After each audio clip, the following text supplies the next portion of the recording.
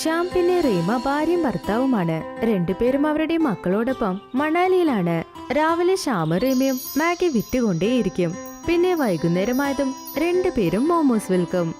അവരുടെ മോമോ വ്യാപാരം നന്നായി പോയിക്കൊണ്ടിരുന്നു. ആരൊക്കെ മണാലി ചുറ്റിക്കാണാൻ വരുന്നു അവരെല്ലാം തീർച്ചയായും ഇവരുടെ കയ്യിൽ മോമോ വാങ്ങി അത് സന്തോഷത്തോടെ കഴിക്കും. ജനങ്ങൾക്ക് ശ്യാമുണ്ടാക്കുന്ന മോമോസ് വളരെ ഇഷ്ടമാണ്. പക്ഷേ റീമ ഉണ്ടാക്കുന്ന മാഗി അവർ ശ്രദ്ധിച്ചേയില്ല. അതുകൊണ്ട് ശ്യാം പിന്നെ റീമയ്ക്കിടയിൽ പ്രശ്നങ്ങൾ ഉണ്ടായി. ഭാര്യേ, ഇന്ന് കഴിക്കാൻ എന്താ ഉണ്ടാക്കിയിരിക്കുന്നത്? നിന്റെ കൈ കൊണ്ടുണ്ടാക്കിയ ആ മാഗി കഴിച്ചാൽ തന്നെ എന്ത് രുചിയാണെന്നറിയാമോ? നിങ്ങൾ പറഞ്ഞത് ശരിയാ. എന്നെ ഇനിയും കളിയാക്കൂ. ഞാൻ ഇനിയും കേൾക്കണം. പുറത്തുള്ള ആൾക്കാർക്കും എന്റെ മാഗി അത്ര ഇഷ്ടമല്ല. ഇപ്പൊ നിങ്ങളും പറയാൻ തുടങ്ങി. റീമ ദേഷ്യത്തോടെ അടുക്കളയിലേക്ക് പോയി. ഒരു ദിവസം ശ്യാമിന്റെ കടയിലേക്ക് ഒരാൾ വന്ന് ശ്യാമോട് ഇങ്ങനെ പറഞ്ഞു. സാർ, നിങ്ങളുടെ മോമോസിന് നല്ല ടേസ്റ്റ് ഉണ്ട്. ഇതുപോലെയുള്ള മോമോസ് മണാലിയിൽ മാത്രമല്ല, ഈ ലോകത്തിൽ തന്നെ കിട്ടുകയേയില്ല. എനിക്ക് താങ്കളുടെ കൈ പിടിച്ച് ഒരു ഉമ്മ തരണമെന്ന് തോന്നുന്നു. ഇങ്ങനെ ആൾക്കാർ പുകഴ്ത്തിയിട്ട് ഒരുപാട് നാളായി. എന്നാൽ ഇതുപോലെയുള്ള പുകഴ്ത്തൽ കേട്ട് കേട്ട് എനിക്ക് ബോറടിച്ചു. എന്തെങ്കിലും പുതുമയുണ്ടെങ്കിൽ നിങ്ങളത് പറയൂ. നിങ്ങൾ നന്നായി ജീവിക്കട്ടെ. നിങ്ങളുടെ ഈ ടാലന്റ് ആരും മോഷ്ടിക്കാതെ ഇരിക്കട്ടെ. അതെ, ടാലന്റ് ഉണ്ട്, അതുകൊണ്ടാ അഹങ്കാരം. അയാൾ ഇങ്ങനെ പറഞ്ഞ് അവിടെ നിന്ന് പോയി. ശ്യാമിന്റെ ഈ വിജയം കണ്ട് വീണ്ടും ഒരുപാട് പേർ ആ സ്ഥലത്ത് തന്നെ മോമോസ് വ്യാപാരം തുടങ്ങി. നമ്മുടെ വ്യാപാരത്തിൽ ആർക്കും കണ്ണ് പറ്റിയെന്നാ തോന്നുന്നേ. ഞാൻ നിങ്ങളോട് ഒരുപാട് പറഞ്ഞതാ, ഒരുപാട് കാണിച്ചു കൂട്ടണ്ടെന്ന്. കേക്കണ്ടേ? നമ്മളെ കണ്ട് വീണ്ടും കുറെ പേർ മോമോസ് വ്യാപാരം തുടങ്ങിയിട്ടുണ്ട്. നീ അതൊന്നും ഓർത്ത് വിഷമിക്കണ്ട. ജനങ്ങൾ കച്ചവടമല്ല നോക്കുന്നത്, നമ്മുടെ പെരുമാറ്റം എങ്ങനെയാണോ അതാണ് നോക്കുന്നത്. അവർ നമ്മളെക്കാൾ നന്നായി ചെയ്ത് നല്ല കച്ചവടവും ചെയ്യും. പിന്നെ നമുക്ക് ഒന്നും ചെയ്യാനേ പറ്റില്ല. അതിനുവേണ്ടി എന്തെങ്കിലും ഒരു വഴി ഉറപ്പായും കാണും. ഇല്ലെങ്കിൽ നീ പറയുന്നത് സത്യമായി മാറും. ശ്യാം റീമ പറഞ്ഞത് അധികം ശ്രദ്ധിച്ചേയില്ല. പിന്നെ കുറച്ച് ദിവസം കൊണ്ടേ അവരുടെ വ്യാപാരം ഡൗൺ ആവാൻ തുടങ്ങി. അതുകൊണ്ട് ഇപ്പൊ ശ്യാമിന് വിഷമം തോന്നി.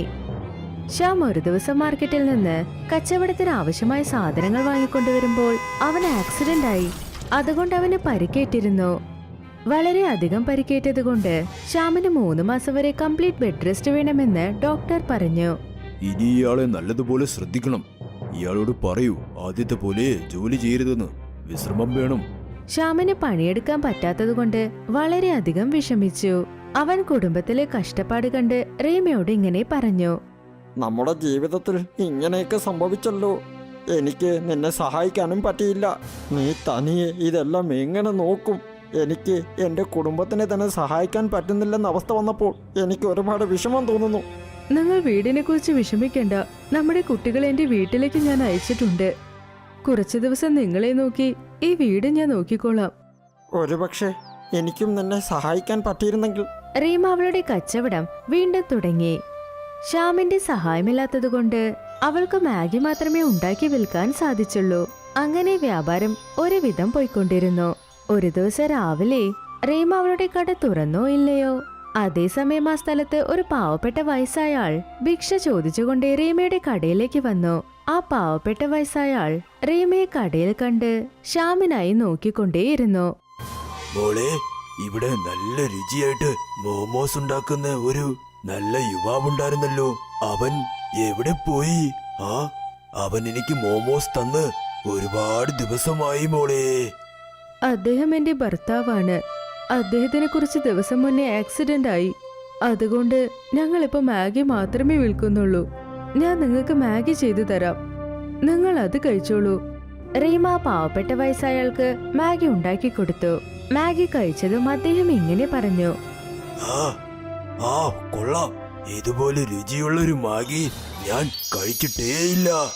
നിങ്ങൾ ഭാര്യയും ഭർത്താവിന്റെയും കയ്യിൽ എന്തു മായാജാലമാണെന്നേ അറിയില്ല.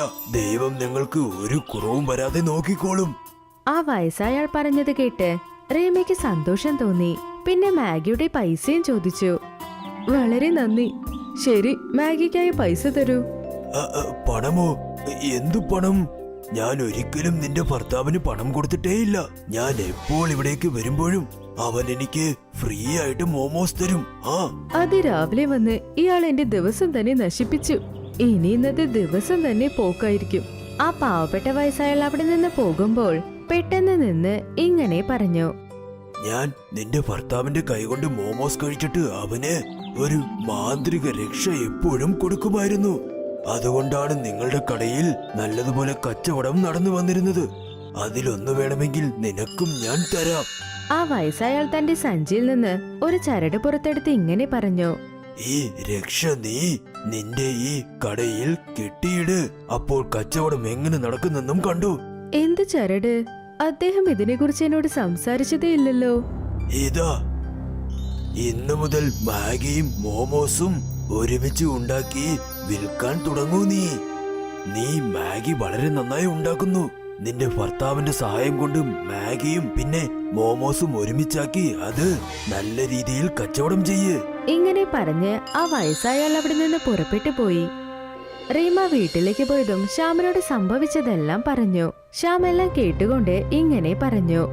ഒരുപാട് വർഷങ്ങൾക്ക് മുൻപ് ആ ദരിദ്രനായ സ്വാമിജി ഒരു തവണ നമ്മുടെ കടയിലേക്ക് വന്നിരുന്നു. ഞാൻ അദ്ദേഹത്തിന് മോമോസ് ഫ്രീ ആയിട്ട് കൊടുത്തു. അങ്ങനെ കൊടുത്തപ്പോൾ അദ്ദേഹം എനിക്കൊരു രക്ഷയും തന്നു. അത് ഞാൻ നമ്മുടെ മോമോസ് ഉണ്ടാക്കുന്ന കടയിലും കെട്ടി. നല്ല രീതിയിൽ കച്ചവടവും നടന്നു. ഇത് അതേ മാന്ത്രിക രക്ഷയാണെന്ന് തോന്നുന്നു. അദ്ദേഹം അതിനോടൊപ്പം നമ്മൾ മാഗി മോമോ ഒരുമിച്ച് വെച്ച് മാഗി മോമോസ് വിൽക്കാനായി പറഞ്ഞു. അദ്ദേഹം എങ്ങനെയാണോ പറഞ്ഞത് അങ്ങനെ തന്നെ നമ്മൾ ചെയ്തേ പറ്റൂ. ഇതിലൂടെ നമ്മുടെ കച്ചവടവും വളരെ നന്നായി മാറും. ശ്യാം പറഞ്ഞത് കേട്ടുകൊണ്ട് റീമ തന്റെ കടയിൽ ആ പാവപ്പെട്ട വയസ്സാൾ കൊടുത്ത ചരട് കെട്ടിവെച്ചു. പിന്നെ മാഗി മോമോസും ഉണ്ടാക്കാൻ തുടങ്ങി. അങ്ങനെ നോക്കി നിൽക്കെ തന്നെ മണാലിയിലുള്ള എല്ലാവരും മാഗി മോമോസിനെ കുറിച്ചേ സംസാരിച്ചു. റീമ ഉണ്ടാക്കുന്ന മാഗി മോമോസ് മണാലിക്ക് വരുന്ന ടൂറിസ്റ്റിന് എത്ര ഇഷ്ടപ്പെട്ടു എന്നോ എല്ലാവരും അത് തന്നെ ചോദിച്ചു വാങ്ങി കഴിച്ചുകൊണ്ടിരുന്നു.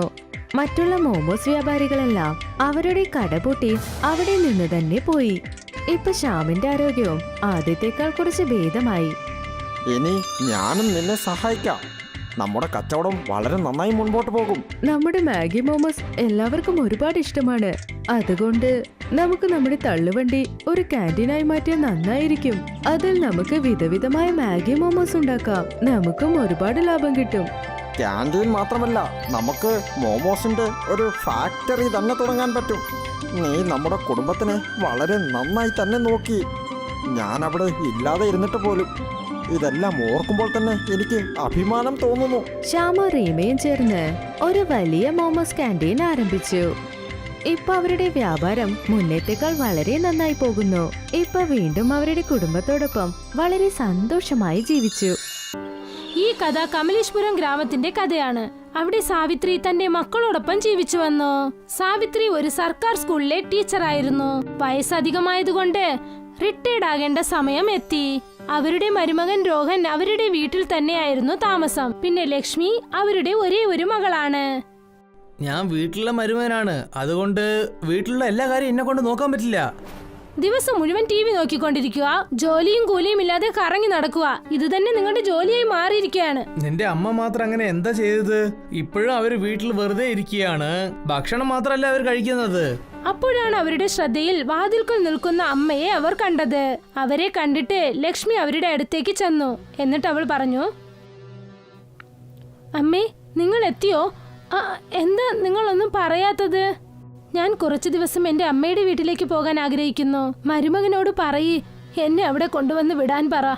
അമ്മ വീട്ടിലേക്കല്ല, നിങ്ങളെ ഞാൻ വൃദ്ധാശ്രമത്തിൽ വിടാൻ പോവുകയാണ്. നിങ്ങൾ അവിടെ പോയി താമസിച്ചോളൂ. ആഴ്ചയ്ക്ക് നിങ്ങൾ അവിടെ വന്ന് കണ്ടോളാം. ഇതെല്ലാം സംസാരിക്കേണ്ട സമയം ഇതല്ല. ഇല്ലമ്മേ, ഞങ്ങളിപ്പോ അതിനെക്കുറിച്ചൊന്നും ആലോചിക്കുന്നില്ല. കാര്യം എന്താണെന്ന് വെച്ചാൽ നിങ്ങൾക്കും വയസ്സായി. പിന്നെ എനിക്കും രോഗനും ഇനി ഞങ്ങളുടെ ഭാവി മാത്രമേ ഉള്ളൂ. ജീവിതം മുഴുവൻ കഷ്ടപ്പെട്ട് അധ്വാനിച്ച് ഞാൻ നിന്നെ വളർത്തി വലുതാക്കിയിരിക്കുന്നു മോളെ. അതിന് നീ തരുന്ന സമ്മാനം ഇത് തന്നെയാണോ? ശരി മോളെ, നീ ചെയ്തത് നല്ല കാര്യമാ. എപ്പോ നീ ഇങ്ങനെ ആലോചിക്കാൻ തുടങ്ങിയോ? ഞാനും അതുപോലെ തന്നെ ചെയ്തേക്കാം. ഞാൻ നേരം വെളുത്തതും തന്നെ ആ സ്ഥലത്തേക്ക് പോകാം. ലക്ഷ്മി അതിരാവിലെ തന്റെ അമ്മയെ ഒരു പഴയ പിന്നെ വളരെ ചെറിയ ഒരു ആശ്രമത്തിലേക്ക് കൂട്ടിക്കൊണ്ടുപോയി. ഞാൻ ഇവിടെ താമസിച്ചോളാം. പക്ഷെ മോളെ, എന്റെ പെൻഷനെങ്കിലും എന്റെ കയ്യിൽ തന്നേക്കോ. ഈ ആശ്രമത്തിന് നിങ്ങളുടെ പാതി പെൻഷൻ കൊടുക്കണം. നിങ്ങൾക്ക് നന്നായിട്ട് അറിയാലോ, രോഹൻ ഇപ്പൊ ജോലിയും കൂലിയും ഇല്ല. നിങ്ങളുടെ പെൻഷൻ വെച്ച് വേണം ഞങ്ങൾക്ക് ജീവിക്കാൻ, പിന്നെ നിങ്ങളെ നോക്കാനും. ശരി, വിടൂ. ഇനി മുതൽ നമ്മൾ ഇങ്ങനെ ഇരിക്കുന്നതാണ് നമുക്ക് നല്ലത്. ലക്ഷ്മി തന്റെ അമ്മയെ ഒരു ചെറിയ ആശ്രമത്തിൽ വിട്ടിട്ട് അവിടെ നിന്നും പോയി. അവിടെ മുൻപേ കുറെ വയസ്സായവർ താമസിച്ചിരിപ്പുണ്ട്. വരൂ സഹോദരി, വരൂ, ഇരിക്ക്. നിന്നെയും വീട്ടിൽ നിന്ന് പറഞ്ഞയച്ചോ? ഇല്ല, നിനക്ക് കുട്ടികൾ ആരുമില്ലേ? ഇല്ല, എന്നെ ആരും ഇറക്കി വിട്ടില്ല. എനിക്കൊരു മകളുണ്ട്. അവൾ തന്റെ ഭർത്താവിനോടൊപ്പം എന്റെ വീട്ടിലാ താമസിക്കുന്നേ. അതുകൊണ്ട് അവർ രണ്ടുപേരും എന്നെ ഈ ആശ്രമത്തിലേക്ക് പറഞ്ഞയച്ചു. എന്തായാലും നിന്റെ വിഷമം കുറച്ച് കുറവ് തന്നെയാ. പക്ഷെ ഞാനുണ്ടല്ലോ, എന്റെ മകൻ എന്നെ ഇവിടെ ഇട്ടിട്ട് വിദേശത്തേക്ക് പോയി. അവൻ 1 മാസത്തിൽ തിരിച്ചു വരുമെന്നാ പറഞ്ഞേ. പക്ഷെ ഇപ്പോൾ 5 വർഷമായി. ഇപ്പോഴും അവൻ വിദേശത്ത് നിന്ന് വരുമെന്ന് കാത്തുകൊണ്ടിരിക്കുക ഞാൻ. പക്ഷേ സാരമില്ല, വിഷമിക്കേണ്ട സഹോദരി, എല്ലാം ശരിയാകും. നിങ്ങൾ ഒന്നുകൊണ്ടും വിഷമിക്കേണ്ട. അതിനകം രാംലാൽ തന്റെ കൈകൊണ്ട് ചെയ്ത മോമോസ് എടുത്തുകൊണ്ട് വന്നു. ഇത് എടുത്തോളൂ. മായാജാലം ചെയ്ത് മന്ത്രമുണ്ടാക്കിയ മോമോസ് ആണ്. ഇദ്ദേഹത്തിന്റെ കയ്യിൽ വലിയ തന്ത്രമുണ്ട്. ഇദ്ദേഹം എത്ര മോമോസ് ചെയ്താലും നല്ല രുചിയുള്ള മോമോസ് മാത്രമേ ചെയ്യൂ. അതിൽ ചില മോമോസ് സാവിത്രി കഴിച്ചു. എന്നിട്ട് പറഞ്ഞു, യഥാർത്ഥത്തിൽ മോമോസ് വളരെ നന്നായിട്ടുണ്ട്. എങ്ങനെ ചെയ്യണമെന്ന് എനിക്ക് പഠിപ്പിച്ചു തരൂ. തീർച്ചയായും. ഈ വൃദ്ധാശ്രമത്തിൽ ചെയ്യാൻ വേറെ പണി എന്താണുള്ളത്?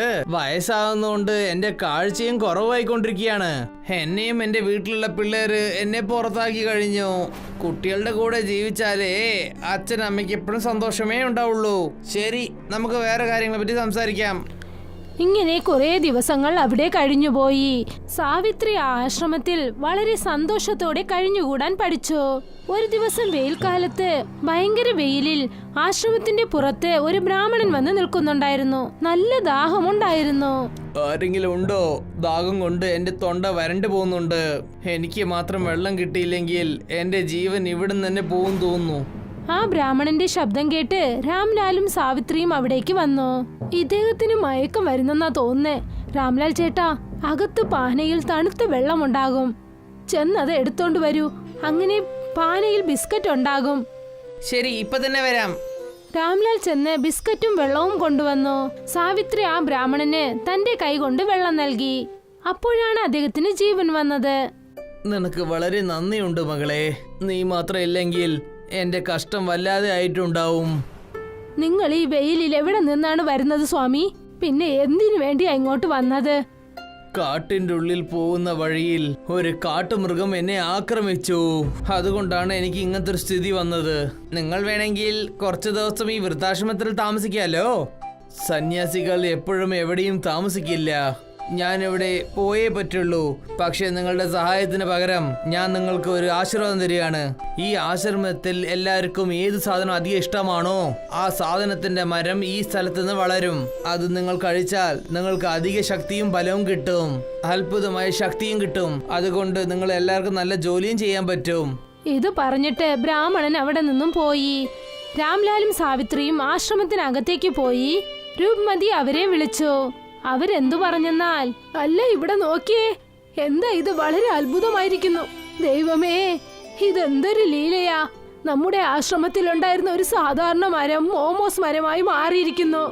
രാംലാലും സാവിത്രിയും അവിടെ വന്ന് നോക്കിയപ്പോൾ അവർ കണ്ടു, ആശ്രമത്തിന്റെ വാതിൽക്കൽ ഒരു വലിയ മോമോസ് മരം വന്നിരിക്കുന്നു. ആ മരം മുഴുവൻ പഴങ്ങളെ പോലെ മോമോസ് കാച്ചിട്ടുണ്ട്. ഇത് ആ ബ്രാഹ്മണൻ നമ്മുടെ ആശ്രമത്തിന് നൽകിയ ആശീർവാദമായിരിക്കും. ഈ മോമോസ് നമുക്ക് കഴിച്ചു നോക്കാം. തീർച്ചയായും നമുക്ക് എന്തെങ്കിലും വര ലഭിക്കും.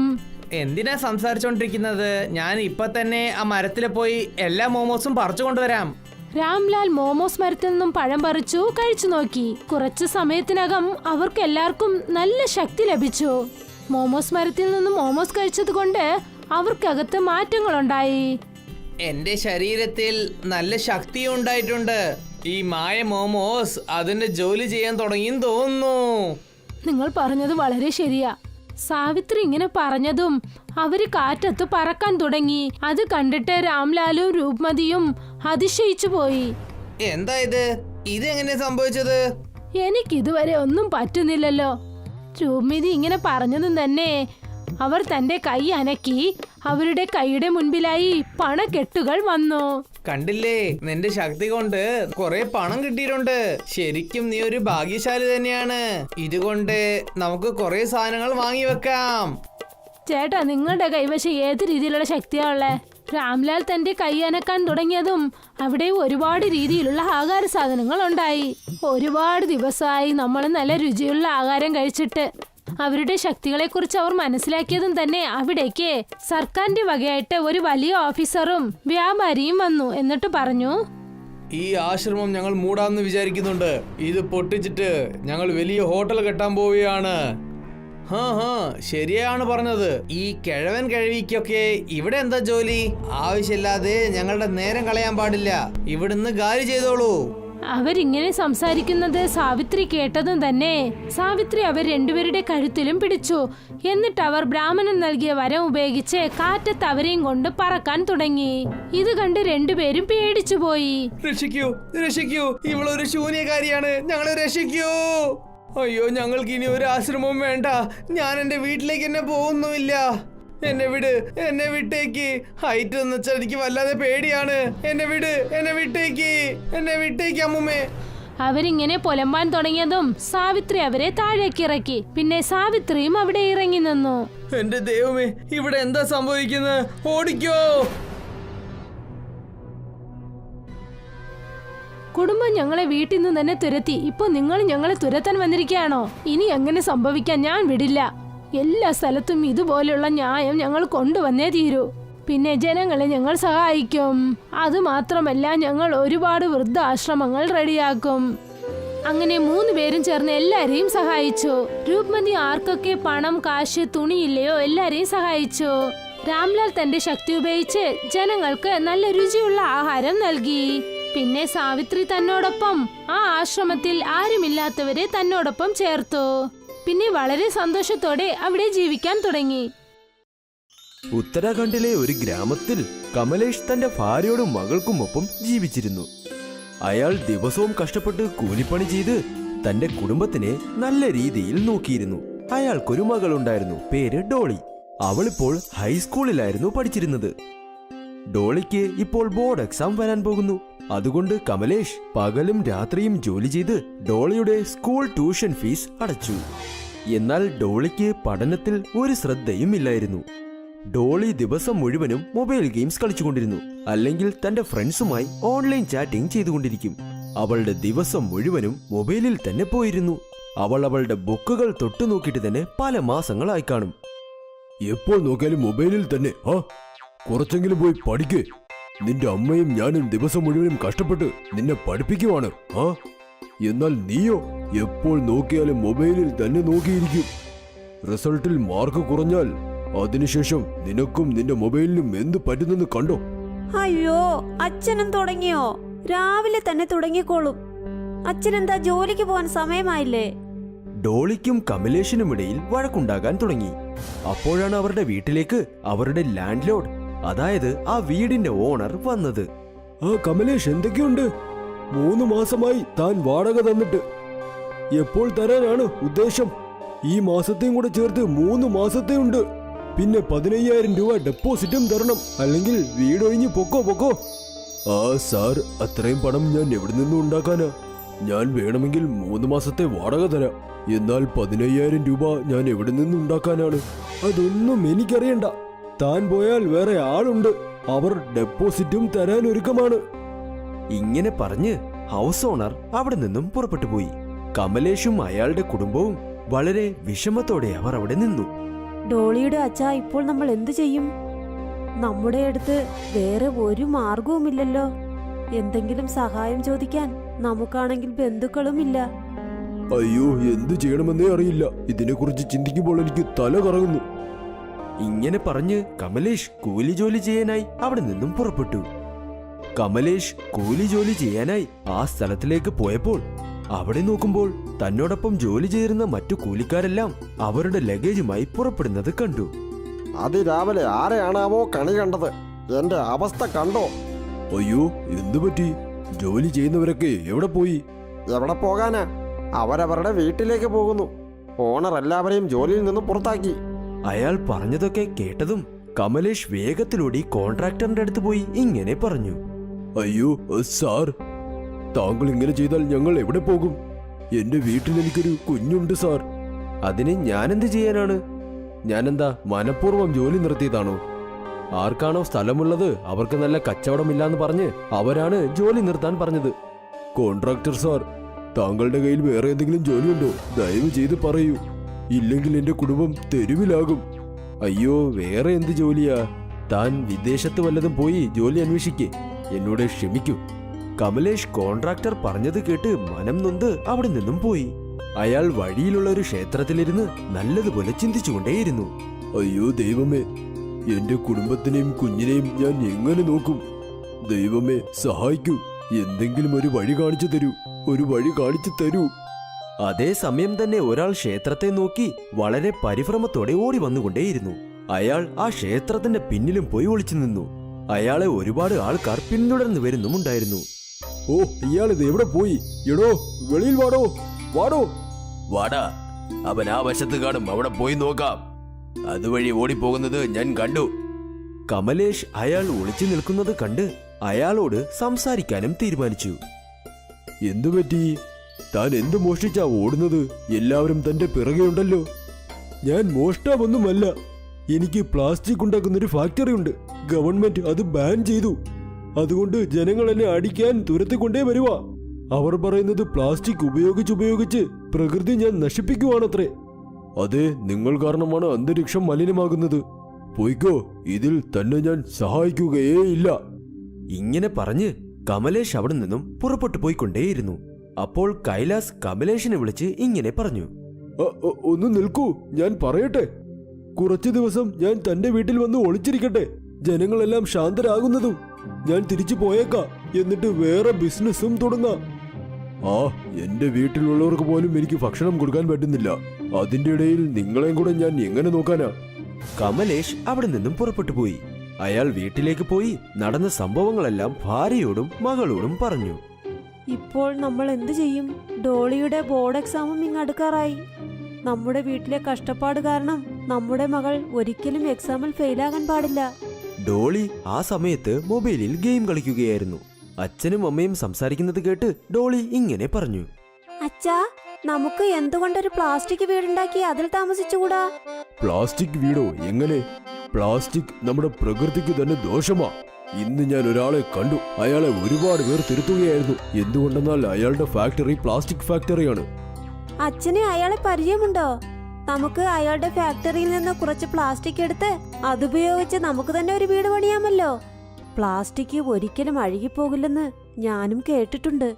അങ്ങനെ ഇതിലൂടെ നമ്മുടെ വീടില്ല എന്നുള്ള പ്രശ്നവും തീരും. പിന്നെ അയാളുടെ കച്ചവടവും നല്ല രീതിയിൽ പോകും. അയ്യോ, നിങ്ങൾക്കൊക്കെ എന്താ ഭ്രാന്തായോ? എന്തൊക്കെയോ പറയുന്നല്ലോ. പ്ലാസ്റ്റിക് വീട് നമ്മൾ എങ്ങനെ പണിയും? ഭാര്യയും മകളും പറഞ്ഞത് കേട്ട് കമലേഷ് രാത്രി മുഴുവനും പ്ലാസ്റ്റിക് വീടിനെ കുറിച്ച് തന്നെ ചിന്തിച്ചു കിടന്നു. പിന്നെ രാവിലെ എഴുന്നേറ്റതും അയാൾ ഒരു പാക്കറ്റ് ചിപ്സും ബിസ്ക്കറ്റും എടുത്ത് ക്ഷേത്രത്തിലേക്ക് നടന്നുപോയി. കൈലാസ് ചേട്ടാ, നിങ്ങൾ അവിടെ ഉണ്ടോ ഇല്ലയോ? ഞാൻ താങ്കൾക്ക് വേണ്ടി വേഫേഴ്സും ബിസ്ക്കറ്റും കൊണ്ടുവന്നിട്ടുണ്ട്. കമലേഷ് ക്ഷേത്രത്തിൽ പോയി നോക്കിയപ്പോൾ കൈലാസ് ആ ക്ഷേത്രത്തിലെ ഒരു സീറ്റിൽ കിടന്ന് ഉറങ്ങുന്നത് അയാൾ കണ്ടു. എന്താടോ, താൻ ഇപ്പോഴാണോ വരുന്നത്? രാത്രി കൊതുകടി കൊണ്ട് ഞാൻ ഉറങ്ങിയിട്ടേ ഇല്ല. അപ്പോൾ താൻ എവിടെയായിരുന്നു? അയ്യോ, അതെല്ലാം വിടൂ. എന്റെ അടുത്ത് ഒരു ഐഡിയയുണ്ട്. അത് നമ്മളെ രണ്ടുപേരെയും സഹായിക്കും. താൻ കാര്യം എന്താണെന്ന് പറയ്. കമലേഷ് കൈലാസിനോട് എല്ലാ കാര്യങ്ങളും പറഞ്ഞു. ഞങ്ങൾക്ക് നിങ്ങളുടെ ഫാക്ടറിയിലെ പ്ലാസ്റ്റിക് ബോട്ടിലുകൾ വേണം. അതിൽ മണൽ ചേർത്ത് നമുക്ക് ഒരുപാട് വീടുണ്ടാക്കാം. അതിനുശേഷം നിങ്ങളുടെ ബിസിനസ് വീണ്ടും തുടങ്ങാം. ഞങ്ങളെപ്പോലുള്ള ദരിദ്രർക്കും അത് സഹായമാകും. താൻ പറയുന്നത് എന്തായാലും കൊള്ളാം. തനിക്ക് എന്ത് തോന്നുന്നു? ഇത് നല്ല രീതിയിൽ തീരുമോ? നമുക്ക് ഒരുപാട് ആൾക്കാരെയും വേണമല്ലോ. ആഹാ, അതിനെക്കുറിച്ച് ഓർത്ത് നിങ്ങൾ വിഷമിക്കണ്ട. എന്റെ ഒപ്പം ഒരുപാട് ജോലിക്കാരുണ്ട്. അവർക്കാർക്കും ഇപ്പോൾ ജോലിയില്ല. അവർക്കെല്ലാവർക്കും നിങ്ങൾ കൂലി കൊടുത്താൽ അവർ വേണ്ട എല്ലാ ജോലികളും ചെയ്യും. കമലേഷ് പോയി തന്നോടൊപ്പം ജോലി ചെയ്ത കൂലിക്കാരോട് എല്ലാ കാര്യവും പറഞ്ഞു. അപ്പോൾ എല്ലാ കൂലിക്കാരും അവർക്ക് വേണ്ടി പ്ലാസ്റ്റിക് വീടുകൾ ഉണ്ടാക്കാൻ തയ്യാറാകാൻ തുടങ്ങി. എല്ലാവരും വരൂ. ഈ നൂറ്റാണ്ടിലെ എന്തെങ്കിലും ഒരു പുതുമയ്ക്ക് വേണ്ടി നമുക്ക് പരിശ്രമിക്കാം. ഇതിനുവേണ്ടി നമ്മൾ നന്നായി അധ്വാനിക്കണം. എന്നാലേ നമുക്ക് മുന്നേറാൻ പറ്റൂ. എന്നാൽ നമ്മളുടെ വീടൊക്കെ എവിടെ പണിയും? അയ്യോ, നിങ്ങൾ അതോർത്തൊന്നും വിഷമിക്കണ്ട. എന്റെ ഫാക്ടറിയുടെ അടുത്ത് ഒരു തരിശ് നിലമുണ്ട്. നിങ്ങൾ വീട് വേണമെങ്കിൽ അവിടെ പണിതോളൂ.